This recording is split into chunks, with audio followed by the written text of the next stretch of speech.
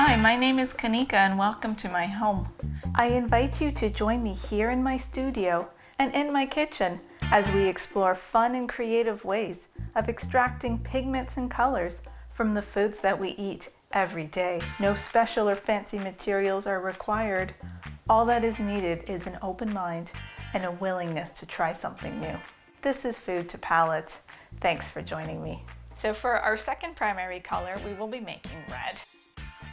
My adventure in the kitchen of extracting pigments from foods actually began with red, and it began with beets.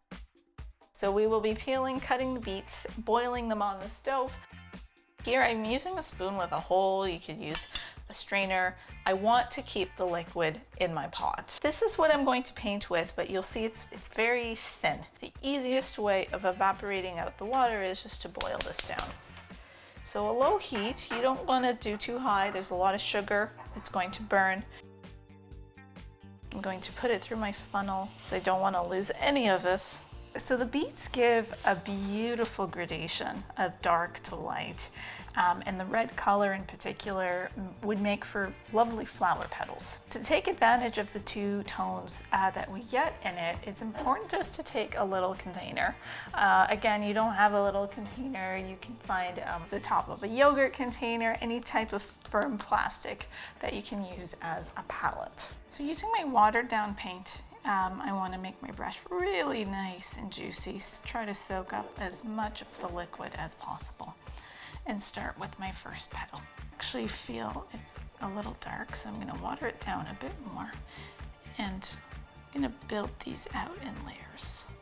So just taking the strong color, the non-diluted one, and just dabbing away the excess liquid, and then from the center, very lightly, I draw a line.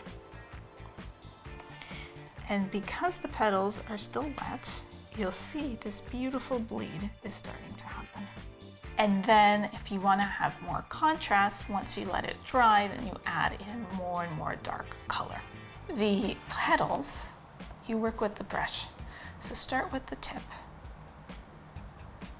and then add more pressure, and then end with the tip. And once we have the red from the beets, and we have our yellow that was made from a primary yellow that was made from turmeric and water, mixing the two together can get orange, peach, a whole bunch of really fun colors.